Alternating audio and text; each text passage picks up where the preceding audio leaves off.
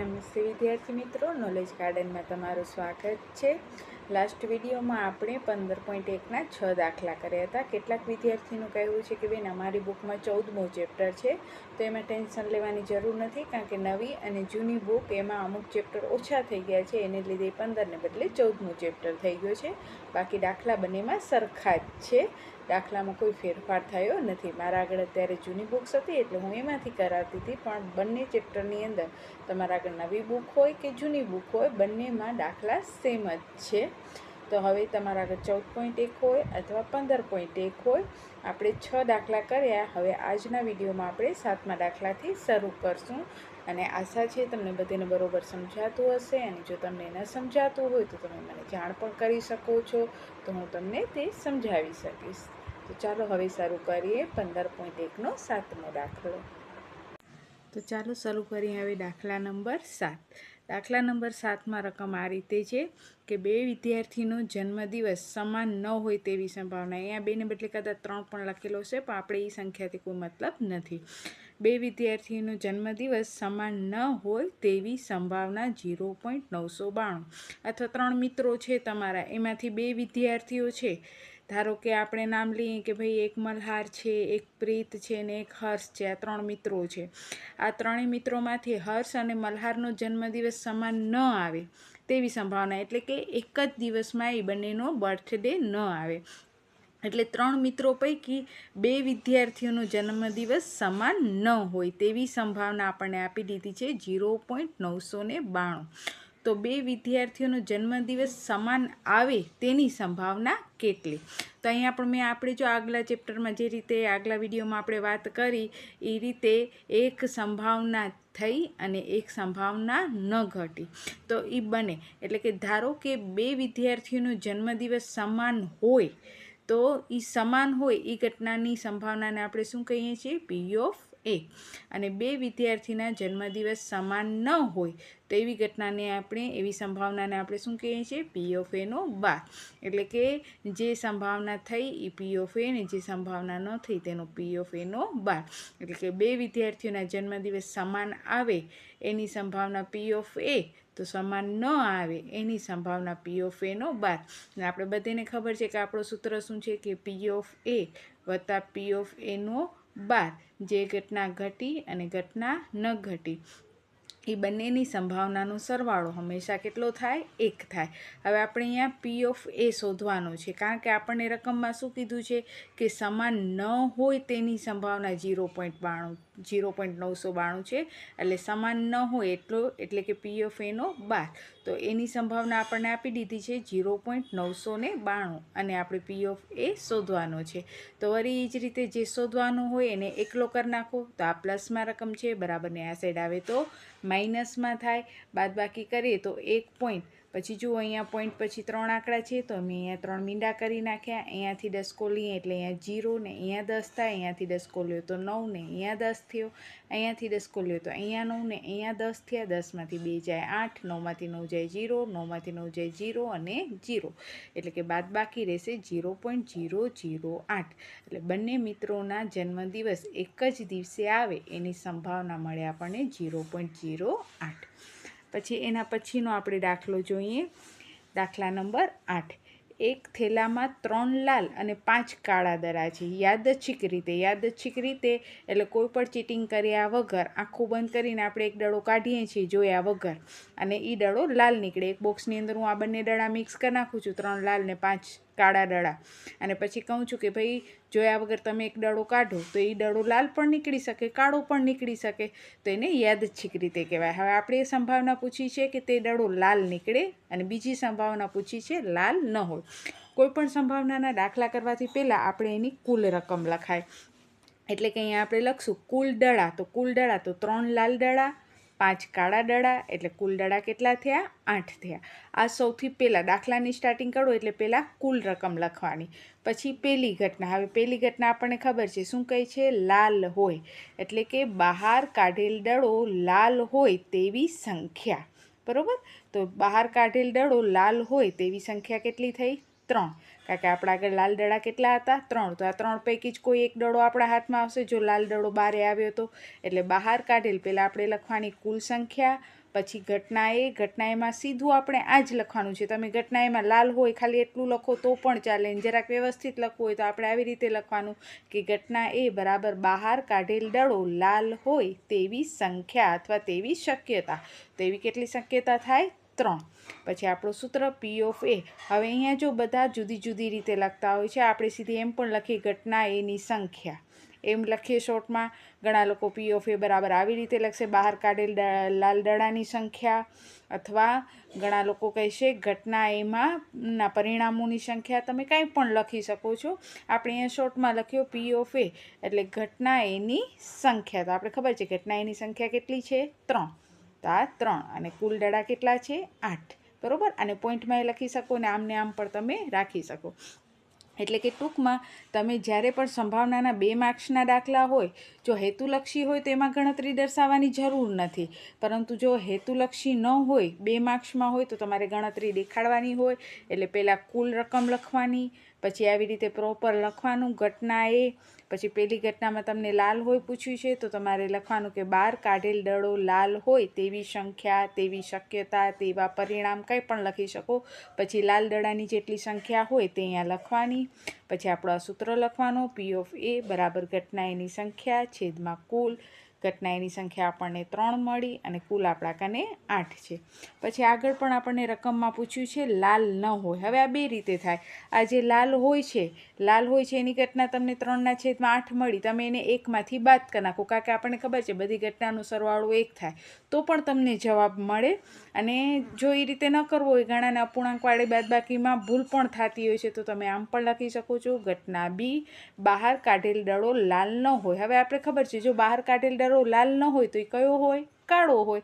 તો બહાર કાઢેલ દડો લાલ ન હોય તેવી સંખ્યા કેટલી થાય? 5 થાય, કારણ કે લાલ નથી નીકળ્યો તો આ 5માંથી જ કોઈક એક દડો નીકળવાનો છે. એટલે ઘટના B બહાર કાઢેલ દડો લાલ ન હોય તેવી સંખ્યા કેટલી? 5. અને પછી ઉપરની જેમ જ P of B બરાબર ઘટના Bની સંખ્યા છેદમાં કુલ. ઘટના Bની સંખ્યા 5/8. આવા સિમ્પલ દાખલા તમને 2 માર્ક્સમાં પૂછાતા હોય છે.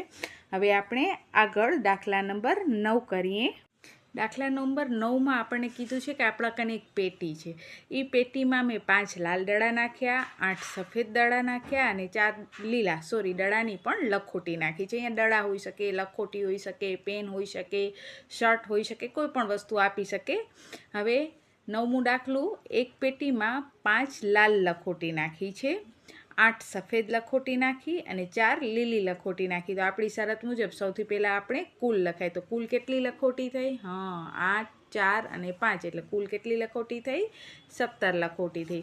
હવે આપણે જે પ્રમાણે ભણીએ છીએ એ જ રીતે સૌથી પહેલાં આપણને પહેલી ઘટના, મેં આ રકમ નથી લખી, ડાયરેક્ટ બોલું છું કે પહેલી ઘટના આપણને પૂછી છે કે ભાઈ તમે બારે કાઢો છો યાદચ્છિક રીતે કોઈ લખોટી, એટલે કે જોયા વગર એ પેટીમાંથી એક લખોટી કાઢો અને બહાર કાઢેલી લખોટી લાલ રંગની હોય તેની સંભાવના શોધો.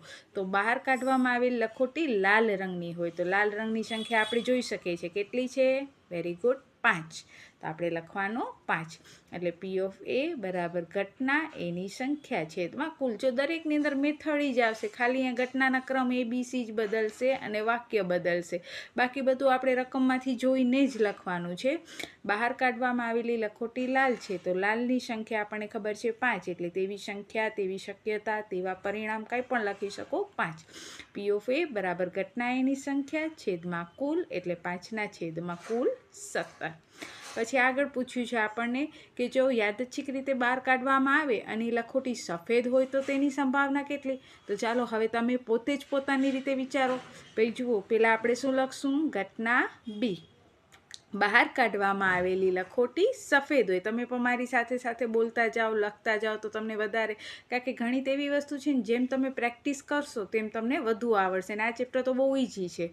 તો બહાર ઘટના બીમાં આપણને કહે છે સફેદ લખોટી બારે આવી જોઈએ. તો ઘટના B બહાર કાઢવામાં આવેલી લખોટી સફેદ હોય તેવી સંખ્યા. તો આપણે જાણીએ છીએ સફેદ લખોટીની સંખ્યા કેટલી છે? 8. એટલે આપણે લખશું 8. પછી પી ઓફ બી બરાબર ઘટના બીની સંખ્યા છેદમાં કુલ એટલે 8ના છેદમાં કુલ સંખ્યા 17. પછી અહીંયા ત્રીજી ઘટના, ત્રીજી સંભાવના પણ આપણને પૂછે છે કે ભાઈ બહાર કાઢવામાં આવેલી લખોટી લીલી ના હોય. હવે જો લીલી ના હોય તો આ લીલી બેનને આપણે કેન્સલ કરી નાખીએ તો રહીશું લાલ અને સફેદ હોય, કારણ કે આપણને એમ કીધું છે લીલી ના હોય તો લીલીને બાદ કરી નાખો. એટલે કે ટૂંકમાં બહાર કાઢેલ લખોટી લીલી ના હોય તેવી સંખ્યા, તો તેવી સંખ્યા 5 અને 8, એટલે 5 ને 8નો સરવાળો કરીએ તો કેટલી થાય? 13 થાય, કારણ કે લીલી ન હોય એટલે કે સફેદ અને લાલ હોય એટલે 5 + 8 13. હવે પી ઓફ સી બરાબર ઘટના સીની સંખ્યા છેદમાં કુલ એટલે 13ના છેદમાં 17. હવે આવી રીતે ત્રણેય ઘટના થઈ ગઈ. 3 ઘટના પૂછે તો એના સીધા 3 માર્ક્સ હોય છે. હવે આગળ દાખલા નંબર 10. તો અહીંયા કને સિક્કાની વાત કરી છે કે એક પેટીની અંદર 50 પૈસાના 100 સિક્કા છે, 1 રૂપિયાના 50 સિક્કા છે, 2 રૂપિયાના 20 સિક્કા છે અને 5 રૂપિયાના 10 સિક્કા આવેલા છે. તો હવે અહીંયા કને 50 પૈસાના 100 સિક્કા, 1 રૂપિયાના 50 સિક્કા, 2 રૂપિયાના 20 સિક્કા અને 5 રૂપિયાના 10 સિક્કા, બરાબર. તો હવે આપણે ગણતરી કુલ રૂપિયાની નથી કરવાની, કુલ સિક્કાની કરવાની છે, કારણ કે આપણને જે સંભાવના છે એ સિક્કાની પૂછી છે. ઘણીવાર વિદ્યાર્થીઓને એમ થાય 50 પૈસા તો 50 રૂપિયા, 1 રૂપિયો, 2 રૂપિયા, 5 રૂપિયા, એટલે કે કુલ અહીંયા ઘણા આમ કરતા હોય કે ભાઈ 50 છે તો આ 1, 2, 3 ને 4 સિક્કા, પણ 4 સિક્કાની 50 પૈસાના કુલ 100 સિક્કા છે, એટલે કે અહીંયા કુલ સિક્કા કેટલા? તો 100 + 50, 100 + 50 + 20 + 10, એટલે કુલ સિક્કા કેટલા થયા? 180. એટલે અહીંયા ગણતરી આપણે કુલ સિક્કાની કરવાની છે. હવે આપણને પહેલી ઘટના પૂછી છે. પહેલી ઘટનામાં કહે છે કે ભાઈ 50 પૈસાનો સિક્કો નીકળે. યાદચ્છિક રીતે આપણે એ સિક્કો બહાર કાઢીએ અથવા એ પેટી ઊંધી પાડીએ અને એમાંથી એક સિક્કો બહાર નીકળે અને એ સિક્કો 50 પૈસાનો હોય. તો હવે વિદ્યાર્થી મિત્રો, હવે તમે જ બોલો ચાલો કે આપણે ઘટના એમાં શું લખશું? 50 પૈસાનો સિક્કો નીકળે તેવી સંખ્યા, તેવી શક્યતા અથવા તેવા પરિણામ, કંઈ પણ. હવે 50 પૈસાના સિક્કા, તો જુઓ 50 પૈસાના કેટલા સિક્કા છે? તમને દેખાય છે 50 પૈસાના કેટલા સિક્કા છે? 100 સિક્કા છે, એટલે કે 50 પૈસાના સિક્કા નીકળે તેવી સંખ્યા 100, બરાબર. હવે 50 પૈસાના 100 સિક્કા એટલે પી ઓફ એ બરાબર ઘટના એ. હવે અમે લખ્યો છે કૌંસમાં 50 પૈસાના સિક્કાની સંખ્યા. તમે ડાયરેક્ટ લખી શકો છો આગળ જેમ આપણે લખ્યું એવી રીતે ઘટના એની સંખ્યા, પણ તમે ઘટના એની જગ્યાએ 50 પૈસાના સિક્કાની સંખ્યા અથવા ઘટના એના પરિણામ કાંઈ પણ લખી શકો છો. એટલે પી ઓફ એ બરાબર ઘટના એની સંખ્યા છેદમાં કુલ. ઘટના એની સંખ્યા છે આપણા કને 100 અને છેદમાં 180 કુલ સિક્કા, એટલે 100ના છેદમાં 180 મીંડું મીંડું ઉડી જાય. હવે જો છેદ ઉડાડતા જેને ના આવડતા હોય તો એ વિદ્યાર્થીએ 10, એટલે 5 દૂ 10, 9 દૂ 18, 2 2 ઉડી ગયા, એટલે તમારો જવાબ શું આવશે? 5ના છેદમાં 9. પછી બીજો પૂછે છે કે 5 રૂપિયાનો સિક્કો ન મળે તેવી સંખ્યા. તો હવે જુઓ, આપણે 5 રૂપિયાનો સિક્કો આપણે જોતો નથી. તો હવે તમે ગણતરી કરો તો આપણે ઘટના બીમાં સંખ્યા કેટલી લખશું? જો ભાઈ 5નો સિક્કો તો આપણે જોતો નથી, એટલે એ પ્રમાણે ગણતરી કરજો. 5નો સિક્કો નથી જોતો. તો આપણા ઉર્વીબેન કહે છે કે ભાઈ 5નો સિક્કો નથી જોતો તો 180માંથી 5ના 10 સિક્કા બાદ કરી નાખો, એટલે કે કુલ 170 સિક્કા રહેશે. વેરી ગુડ ઉર્વીબેન. તો હવે ઘટના બી, 5 રૂપિયાનો સિક્કો ન મળે તેવી સંખ્યા 180 - 10 બરાબર 170, એટલે કે ઘટના બીની સંખ્યા છેદમાં કુલ, એટલે પી ઓફ બી બરાબર ઘટના બીની સંખ્યા છેદમાં કુલ એટલે 170 છેદમાં 180, મીંડું મીંડું ઉડાડી નાખો એટલે 17ના છેદમાં 18. તો આવી રીતે આ પણ એક સરસ મજાનો આપણો દાખલો થઈ ગયો. 10 દાખલા આપણે કમ્પ્લીટ કર્યા. હવે નેક્સ્ટ વિડીયોમાં હજી પણ આપણે આગળ જઈશું, અને છતાંય કોઈ વિદ્યાર્થી મિત્રોને ન સમજાય તો તેઓ મને વોટ્સઅપથી કે કોઈ પણ રીતે જાણ કરશો તો હું તમને ફરીથી સમજાવીશ. ભલે. જય શ્રી કૃષ્ણ. સૌ ભણે સૌ આગળ વધે.